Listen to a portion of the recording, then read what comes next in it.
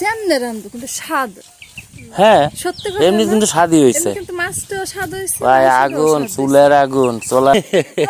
আমার কাছে তো তোর বাপের কাছে যা কাম করে কাম তো তাই না শুধু আমি কি করে কইছি এক কথাই কইতে হয়। তোমার বুঝি না তোমার সাথে কিছু নাই রে, আমি কথা কইলি তো সঙ্গে সাথে কেন যাবে এই যে সবাই গেলে বাবা তুমি দেই না আর আমি বাবা দেই না তো কি খাবো। হ্যাঁ তা আমার বাবা আসেন আজকেই দেখাচ্ছি আমার পুরানা বাড়ি, যে বাড়িতে আমি বড় হয়েছি। সেটা পরিত্যক্ত অবস্থায় পড়ে আছে। তারপরে আরেকটা যেটা বাড়ি করা হয়েছিল নতুন, সেটাও পরিত্যক্ত অবস্থায় পড়ে আছে। এই দুইটা বাড়ি আজকে দেখাবো আপনাদেরকে। আসেন দেখাই।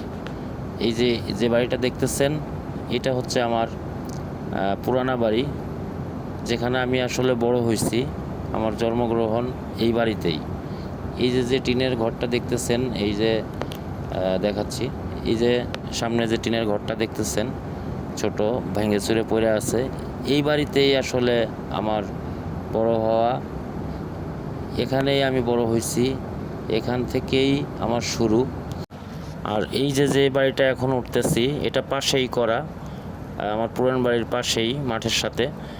এই বাড়িটা ওই যে পরিত্যক্ত অবস্থায় পড়ে আছে। না থাকলে কি হয়েছে, বাড়ি ওইটাও কোয়ের করতে দেব, এটাও ইনশাল্লাহ দেখা যাক।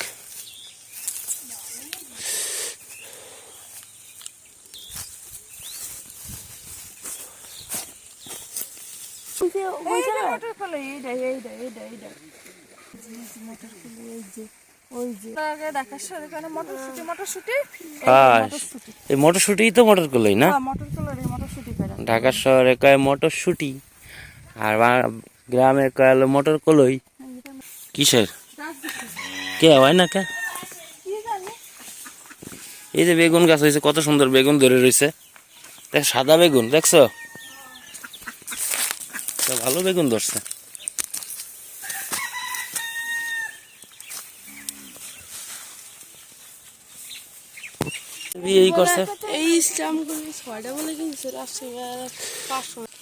আগে যখন খেলার চান্স পাইতাম না, তখন আমরা খেলতাম এই জায়গা, এই মাঠে, বুঝছো? এই জায়গা মাঠের মতো ছিল, এই জায়গা খেলতাম আমরা পোলা ভান্ডা, আর বড়রা খেলতো এই মাঠে। তখন আবার আমরা বড় হইলাম, তখন আমরা খেলতাম এই জায়গা। আবার মসজিদের মাঠে খেলতাম, ওই যে মোল্লাবাড়ির মাঠে খেলতাম। খেলার জায়গার অভাব ছিল না। আগুন দিয়ে রানলে যে কোনো যেমনে রান্ধু কিন্তু স্বাদ। হ্যাঁ এমনি কিন্তু স্বাদই হয়েছে কিন্তু মাছটাও স্বাদ হয়েছে ভাই, আগুন চুলের আগুন চলার আগুন। আর ঢাকা শহরের এই যে যে গ্যাস, এটা জীবনও এক হয় না রান্না।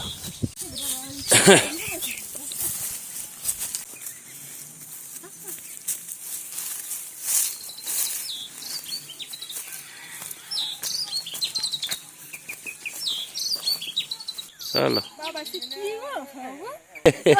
আমার কাছে তো তোর বাপের কাছে যা কাম করে কাম তো তাই না শুধু আমি কি করে কইছি এক কথাই কইতে হয়। তোমার বুঝি না তোমার সাথে কিছু নাই রে, আমি কথা কইলি তো সঙ্গে সাথে কেন যাবে এই যে সবাই গেলে বাবা তুমি দেই না আর আমি বাবা দেই না তো কি খাবো। হ্যাঁ তা আমার বাবার জন্য তো আমি শিখতে ওই যে সাইদ দুয়ার ঘর। আরে কি রে এই যে হ্যাঁ হ্যালো এই যে আমি ওকে কি রে যখন খাই না হয়ে গেছে সাইদ, বুবা গেছে না না বুবা না এই বসে না। চলো এ সাইদ ভাই, ভালো আছেন?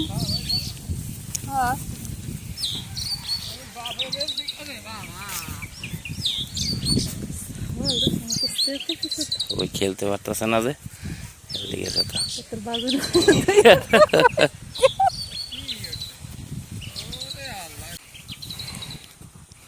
আসো হাঁটি, আর ভিতরে যাই ভাই।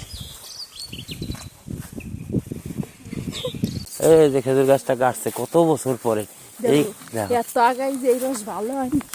এই গাছটা কি আজকের রে ভাই? আমি ওই জমি দেখো আছি একটু, তারপরে দেখো এই খেজুর গাছটা কত বড়, এখন কাটছে এই বছর।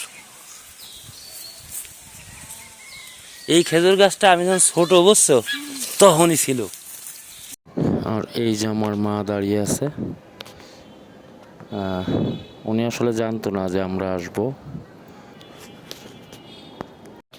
আর এই যে আরেকটা ঘটনা দেখাই, এই যে আম্মা দাঁড়ানো আছে, আমি আসলে এনার কাছেই বড় হয়েছি, ওনার সাথেই থাকতাম ছোটবেলায়, ওনার পিছে পিছেই থাকতাম। আম্মাও জানতো না যে আমি আসবো। আম্মারা তো থাকতেছে ওই ভিতরে না, মিলাদ দাও নেই, দাও ওঠো। না খুলে উঠুক, না না খুলে উঠুক, মশা লাগবে না। ফিরে আবার দিবে, ওই জানলা লাগাইছে না। ও আচ্ছা, ওই জায়গা ফিনিশিং সব শেষ হয়নি। হুম হুম হুম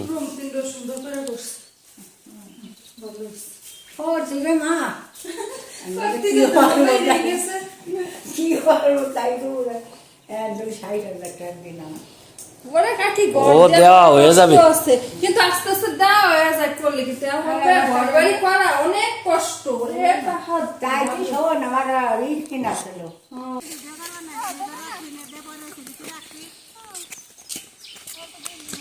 ওই পাড়া জায়গা কিন্তু কয় শতাংশ?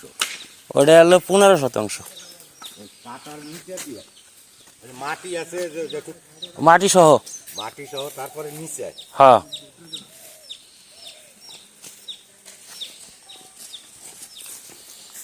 চলো, এটা